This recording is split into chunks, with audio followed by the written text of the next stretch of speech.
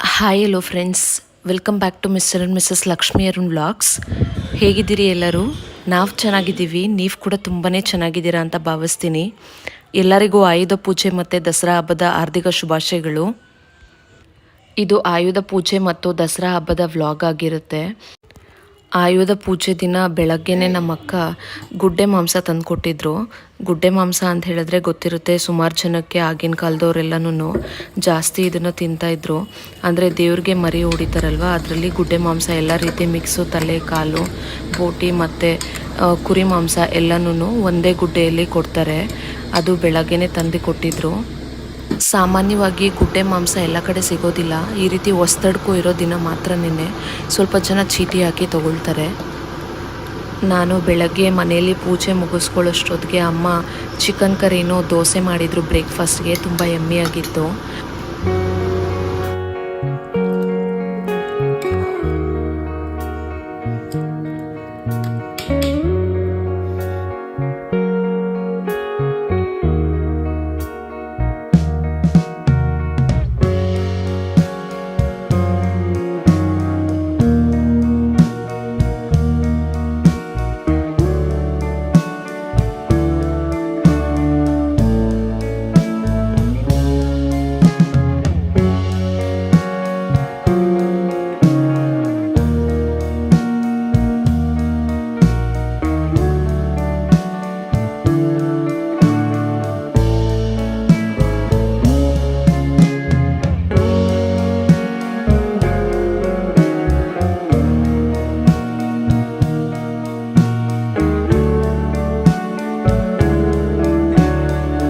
ಇನ್ನು ಗುಡ್ಡೆ ಮಾಂಸ ತಂದಿದ್ರಲ್ಲ, ಅದರಲ್ಲಿ ಅಮ್ಮ ಮಟನ್ ಬಿರಿಯಾನಿನೂ ಸಾಂಬಾರು ಮಾಡಿದರು. ತುಂಬ ಟೇಸ್ಟಿಯಾಗಿ ಬಂದಿತ್ತು. ಮಧ್ಯಾಹ್ನ ಮತ್ತು ರಾತ್ರಿ ಊಟಕ್ಕೆ ಅದೇ ತಿಂದ್ಕೊಂಡ್ವಿ.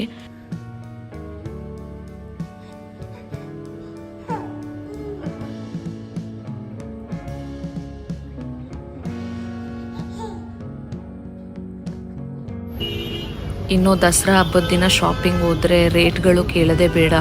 ಎಲ್ಲ ಹಣ್ಣು, ಹೂವು, ತರಕಾರಿ ಎಲ್ಲನೂ ರೇಟ್ ಜಾಸ್ತಿನೇ ಇರುತ್ತೆ. ನಮಗೆ ಹಬ್ಬದ ಮುಂಚೆ ಟೈಮೇ ಸಿಕ್ಕಿರಲಿಲ್ಲ ಹೋಗೋದಕ್ಕೆ.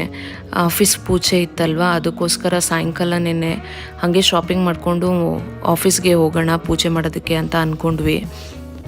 ನಾವು ಮನೆ ಬಿಡೋವಾಗ ವಾತಾವರಣ ಚೆನ್ನಾಗೇ ಇತ್ತು. ಬಟ್ ಅಲ್ಲಿ ಶಾಪಿಂಗ್ ಮುಗಿಸ್ಕೊಳ್ಳೋಷ್ಟೊತ್ತಿಗೆ ಮಳೆ ತುಂಬ ಜೋರಾಗೆ ಬಂದುಬಿಡ್ತು.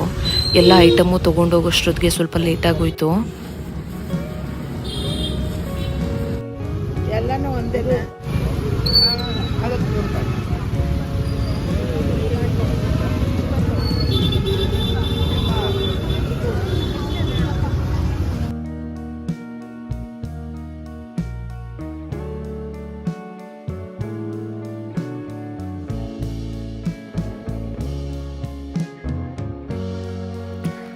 ಆಫೀಸ್ ಹೋಗಿ ತಲುಪಿದ್ವಿ. ನಾನು ಪೂಜೆಗೆಲ್ಲ ರೆಡಿ ಮಾಡ್ಕೋತಾ ಇದ್ದೆ. ಪ್ರತಿ ವರ್ಷವೂ ನಾನು ಪೂಜೆಗೆಲ್ಲ ಮನೆಯಲ್ಲಿ ರೆಡಿ ಮಾಡಿ ಇಟ್ಕೊಂಡು ಆಫೀಸ್ಗೆ ಹೋಗೋಷ್ಟೊತ್ತಿಗೆ ಹುಡುಗರು ಎಲ್ಲ ರೆಡಿ ಮಾಡಿ ಇಟ್ಟಿರ್ತಾಯಿದ್ರು. ರಂಗೋಲಿ ಎಲ್ಲ ಹಾಕಿ ಡೆಕೋರೇಷನ್ಸ್ ಎಲ್ಲ ಮಾಡಿಡ್ತಾಯಿದ್ರು. ಬಟ್ ಈ ಸತಿ ಬಂದಿದ್ದ ಹುಡುಗರು ಎಲ್ಲ ಬೇರೆ ಬೇರೆ ಸ್ಟೇಟ್ನವ್ರು ಇರೋದ್ರಿಂದ ಅವ್ರಿಗೆ ಲಾಂಗ್ ಲೀವ್ ಕೊಟ್ಟಿರೋದ್ರಿಂದ ವರ್ಕ್ ಫ್ರಮ್ ಹೋಮ್ ಇದೆ. ಸೊ ಅವರಿಲ್ಲದೆ ನಾವು ಪೂಜೆ ಮಾಡೋದು ಸ್ವಲ್ಪ ಬೇಜಾರೇ ಆಯಿತು. ಬಟ್ ಆದರೂ ಫ್ಯಾಮಿಲಿ ಜೊತೆ ಪೂಜೆ ಮಾಡೋದು ಒಂಥರ ಖುಷಿನೇ ಕೊಡ್ತು. ಮಗುನ ಹಿಡ್ಕೊಂಡು ಮಾಡೋದು ಕಷ್ಟ ಆಯಿತು.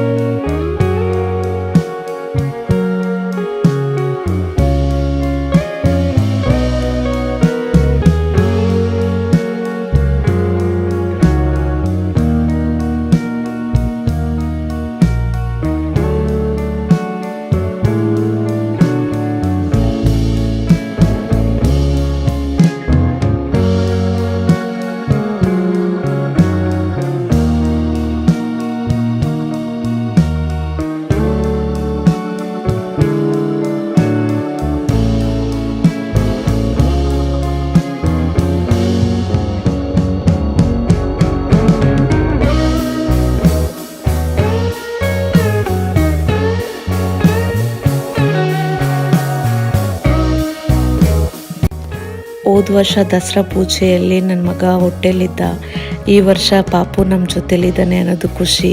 ಅವನದು ಇದು ಫಸ್ಟು ದಸರಾ ಫೆಸ್ಟಿವಲ್ಲು. ತುಂಬ ಖುಷಿ ಆಯಿತು ಅವನ ಜೊತೆಲೆಲ್ಲ ಫೋಟೋಸ್ ಇಡಿಸ್ಕೊಂಡು, ಮತ್ತು ಅವನದು ಫಸ್ಟ್ ಫೆಸ್ಟಿವಲ್ಲು ಈ ರೀತಿ ನಾವು ಮಾಡಿದ್ದು ಅಂತ. ಸೊ ಸಿಂಪಲ್ಲಾಗಿ ಪೂಜೆ ಮಾಡಿಕೊಂಡು ಮನೆ ಮಟ್ಟಕ್ಕೆ ಸ್ವಲ್ಪ ಹೊತ್ತು ಕೂತ್ಕೊಂಡು ಮಾತಾಡ್ತಾ ಇದ್ವಿ. ನಮ್ಮ ಋತ್ವಿಕ್ ಹೇಳ್ತಿದ್ದ ಚಿಕ್ಕಿ ಎಲ್ಲಾದರೂ ಹೊರಗಡೆ ಹೋಗೋಣ ಅಂತ. ಲಾಸ್ಟ್ ಇಯರು ಹೀಗೆ ಅನ್ಪ್ಲ್ಯಾಂಡು ಇಮಿಡಿಯೇಟ್ಲಿ ಎಲ್ಲೋ ಹೊರಗಡೆ ಹೋಗಿ ಸುತ್ಕೊಂಡು ಬಂದ್ವಿ. ಮಕ್ಕಳಿಗೆ ದಸರಾ ಹಾಲಿಡೇಸ್ ಇರುತ್ತಲ್ವ, ಅವ್ರಿಗೂ ಒಂದು ಸ್ವಲ್ಪ ಬೋರಿಂಗ್ ಆಗಿರುತ್ತೆ, ಎಲ್ಲಾದರೂ ಹೊರಗಡೆ ಹೋದರೆ ಚೆನ್ನಾಗಿರುತ್ತೆ ಅಂತ ಪ್ಲ್ಯಾನ್ ಮಾಡ್ಕೋತಾ ಇದ್ವಿ. ಮನೇಲಿ ವಿಜಯದಶಮಿ ದಿನ ಹೊಸ್ಲು ಪೂಜೆ ಮಾಡಬೇಕು ಅಲ್ವಾ, ಸಂಜೆ ಬಂದು ಹೊಸ್ಲು ಪೂಜೆ ಮಾಡಿದೆ. ಮತ್ತು ಮೆರವಣಿಗೆ ದೇವರೆಲ್ಲ ಬಂದಿದ್ದರು, ಅದನ್ನೆಲ್ಲ ನೋಡಿ ಕಣ್ಣು ತುಂಬಿಕೊಂಡು ಆಶೀರ್ವಾದ ತಗೊಂಡ್ವಿ. ಎಷ್ಟು ಒಳ್ಳೆ ತೇರು ಕಟ್ಟಿದ್ರು, ತುಂಬ ಚೆನ್ನಾಗಿತ್ತು ನೋಡೋದಕ್ಕೆ.